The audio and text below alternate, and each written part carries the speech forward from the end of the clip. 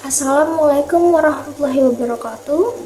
Perkenalkan, saya Nada Perdiptasari dengan NIM F105122103. Adanya video ini dibuat yaitu dengan tujuan untuk memenuhi tugas ujian akhir semester pada mata kuliah IPA terpadu. Oke, jadi dari video ini saya akan membahas tentang keterpaduan disiplin ilmu fisika dan disiplin ilmu biologi melalui model share pada konsep gelombang bunyi dan gelombang cahaya dalam sistem indera manusia. Nah, tapi sebelum itu, saya akan membahas sedikit tentang model keterpaduan share. Nah, jadi apa sih yang dimaksud dengan model keterpaduan share? Model share adalah model pembelajaran terpadu yang menggabungkan dua atau lebih mata pelajaran dengan konsep, sikap, dan keterampilan yang sama dalam satu tema untuk menciptakan pemahaman yang lebih mendalam bagi peserta didik.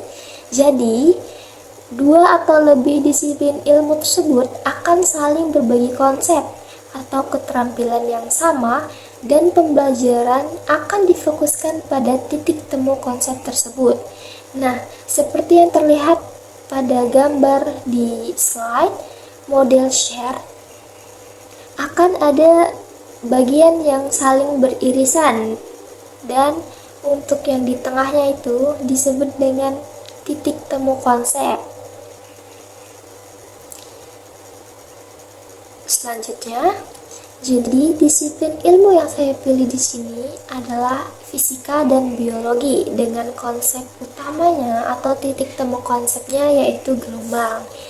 Nah, untuk dari sisi fisikanya yaitu akan membahas tentang getaran yang menjadi konsep dasar yang mengatakan bahwa getaran adalah sumber dari terjadinya sebuah gelombang. Kemudian akan membahas tentang gelombang bunyi dan gelombang cahaya. Selanjutnya dari sisi biologi yaitu tentang sistem pendengaran, yaitu dengan menghubungkan bagaimana gelombang bunyi tadi dengan cara telinga kita menangkap dan mengubahnya menjadi impuls syaraf sehingga kita dapat mendengar. Kemudian akan membahas tentang sistem penglihatan, di mana akan mengaitkan gelombang cahaya dengan cara mata kita menerima dan memproses cahaya tadi untuk menghasilkan penglihatan sehingga kita dapat melihat. Oke, jadi di video ini saya akan menjelaskan tentang keterpaduan antara fisika dan biologi dengan fokus pada konsep gelombang, terutama gelombang bunyi dan gelombang cahaya. Kenapa ini perlu dibahas atau bisa kita katakan penting? Karena dalam kehidupan sehari-hari kita sering nih dan masih bersyukurnya masih dapat melihat dan mendengar, tetapi jarang menyadari bahwa kedua proses tadi melibatkan konsep fisika dan mekanisme biologi yang saling berkaitan, di mana gelombang tadi akan berfungsi sebagai jembatan penghubung antara dua ilmu disiplin tadi. Jadi, konsep gelombang tidak hanya berfokus atau tidak hanya melulu tentang rumus dan teori, tetapi juga betul-betul dapat diaplikasikan dalam cara tubuh kita bekerja. Oke, selanjutnya berikut gambar keterpaduan dari konsep gelombang yang sudah saya buat. Nah, jadi ada dari fisikanya itu membahas tentang getaran, gelombang bunyi, dan gelombang cahaya. Kemudian dari sisi biologinya yaitu tentang sistem pendengaran dan sistem penglihatan.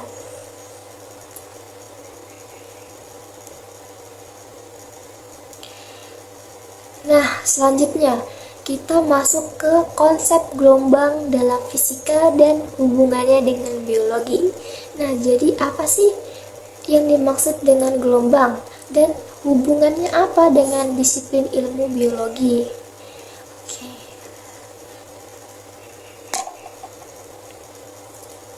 Oke, jadi pertama-tama kita pahami dulu konsep dasarnya dari sisi fisika. Nah, jadi apa sih yang dimaksud dengan gelombang?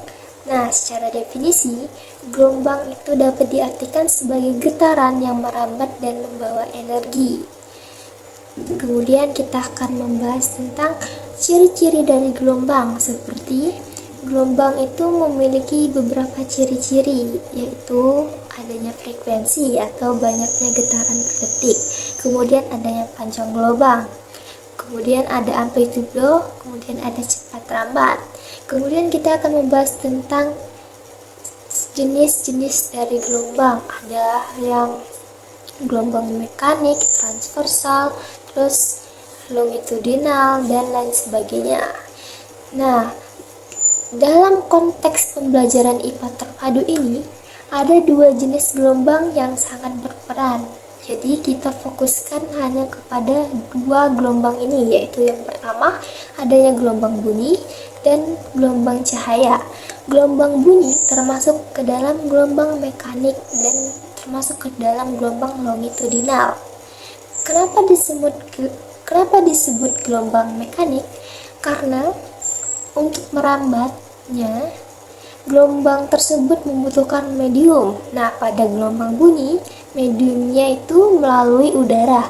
Kemudian, kenapa gelombang bunyi juga disebut dengan gelombang longitudinal? Karena arah getarannya itu sejajar dengan arah rambatnya. Kemudian, ke gelombang cahaya. Gelombang cahaya termasuk ke dalam gelombang elektromagnetik. Kenapa? Karena gelombang cahaya tidak membutuhkan medium untuk merambat. Nah, jadi dari konsep fisika ini yang kemudian akan menjadi fondasi untuk kita dapat memahami bagaimana tubuh kita dapat mendengar dan melihat.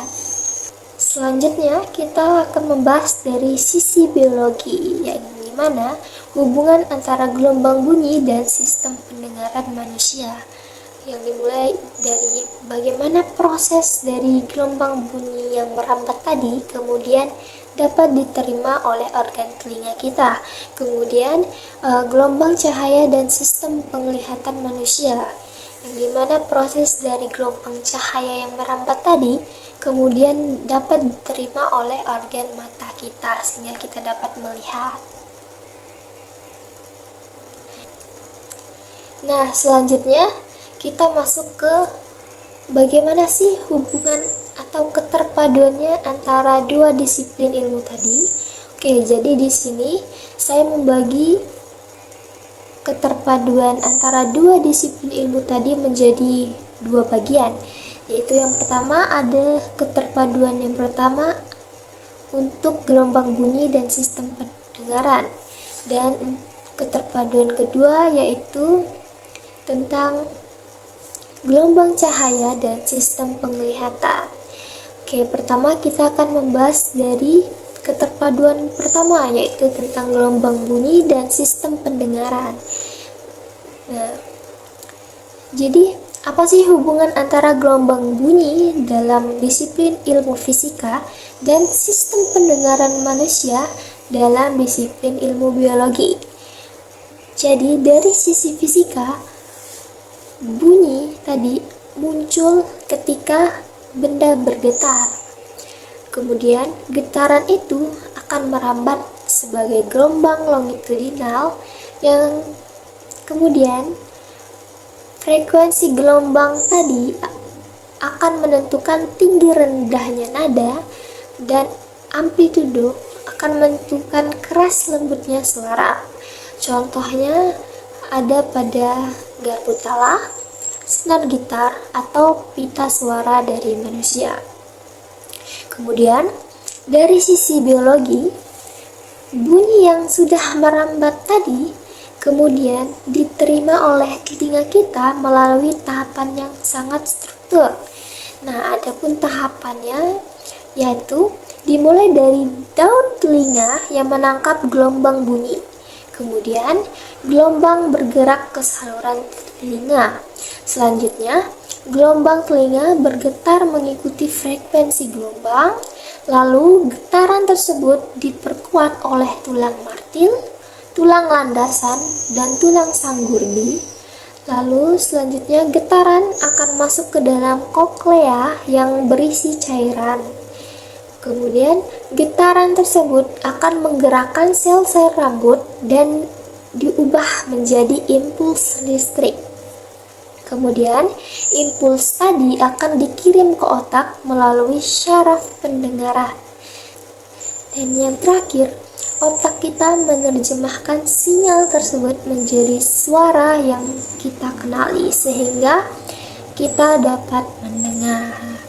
Nah, jadi dari hal tadilah keterpaduannya dapat terlihat, di mana dari sisi fisikanya yaitu menjelaskan tentang sifat gelombangnya, sedangkan dari sisi biologi menjelaskan bagaimana tubuh memproses gelombang tersebut. Nah, jadi tanpa konsep gelombang, telinga tidak bisa bekerja.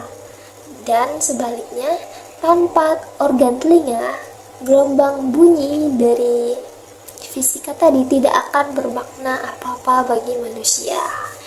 Nah, hal inilah yang menunjukkan bahwa pendengaran adalah proses yang sangat terpadu antara disiplin ilmu fisika dan mekanisme disiplin ilmu biologi.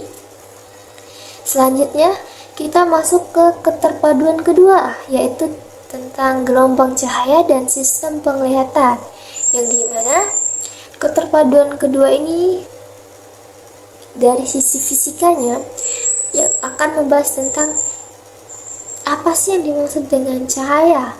Jadi cahaya itu dapat kita definisikan sebagai gelombang elektromagnetik yang memiliki sifat merambat lurus, dapat dipantulkan, dapat dibiaskan saat melewati medium berbeda.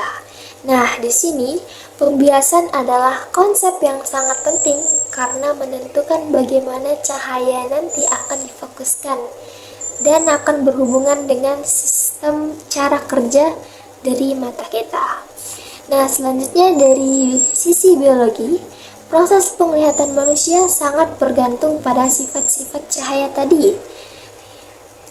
Dan berikut adalah tahapan terstruktur bagaimana mata kita dapat melihat. Yang pertama, yaitu cahaya akan masuk ke kornea. Setelah melewati pupil yang diatur oleh iris, cahaya akan dibiaskan oleh kornea dan lensa mata. Kemudian, cahaya difokuskan tepat ke retina, terutama bintik kuning. Selanjutnya, sel-sel batang dan kerucut akan menangkap rangsangan dari cahaya. Nah, rangsangan tadi kemudian akan diubah menjadi impuls listrik. Impuls listrik kemudian dikirim ke otak melalui syaraf optik. Terakhir, otak akan memproses dan menghasilkan persepsi visual sehingga kita dapat melihat.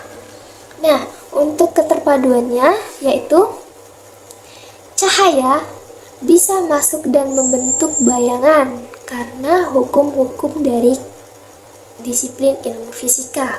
Kemudian, mata bisa menangkap dan menerjemahkannya karena mekanisme dari disiplin ilmu biologi.